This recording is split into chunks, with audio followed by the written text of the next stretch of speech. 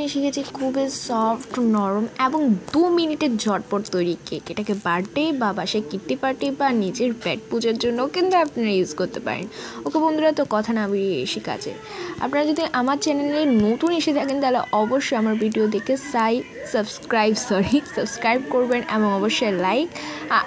কেমন হয়েছে তা অবশ্যই কমেন্ট বক্সে জানাবেন। এটার সফটনেসটা আপনারা জাস্ট দেখেন কোন লেভেলের সফটনেস। ওকে, এবার আমি আমার সাধ্যমতো ডিম নিয়ে নিব। ডিমের উপর মানে আপনার ম্যারিনেটের উপরে কিন্তু সব কিছু ধারণ করছে। এবার আমার যতটুকু ডিম নিয়েছি এর আমি 1/2 কাপ ময়দা দিচ্ছি। ভুলও আটা ব্যবহার করবেন না, কারণ কেক তো তাই আটাটা ঠিক হবে না। এবার আমি এখানে মিল্কে দিব একটু ক্রিমি হওয়ার জন্য, আর মিল্ক আসলে কেকে খুবই ভালো পারফরমেন্স করে। এবার এটাকে আমি নাড়িয়ে নিব।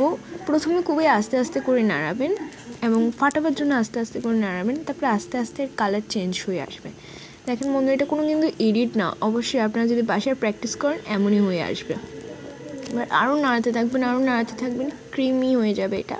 এক পর্যায়ে ক্রিমি আসার পরে দেখেন ক্রিমি কিন্তু এসেই আছে।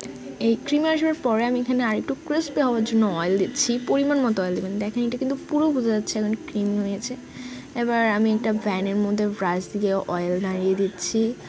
এবার আপনারা এখানে আপনাদের ম্যারিনেট করাটা দিবেন। আমি এখানে অয়েল দিয়েছি কারণ এটা যাতে নিচে লেগে না যায়, তাই হালকা একটু ঝাঁকিয়ে নেবেন। এবার আমি এখানে ওভেনে বসে দিয়েছি। বন্ধুরা, আপনাদের যদি ওভেন না থাকে কোনো ব্যাপার নেই, আপনারা বাসায় গরম পানির ডেকের উপর এই ভ্যানটা দিতে পারেন, তবুও কিন্তু এরকমই তৈরি হবে। এই কি সফটনেসটা তৈরি হয়েছে। আপনারা কিন্তু সেফটির জন্য যদি গরম পানিতে দিয়ে থাকেন তাহলে কোনো অসুবিধা হবে না, কেকটা কিন্তু এরকমই আসবে। ধন্যবাদ বন্ধুরা, দ্বিতীয় ভিডিওতে আবার দেখা। Thank you so much, don't forget subscribe me.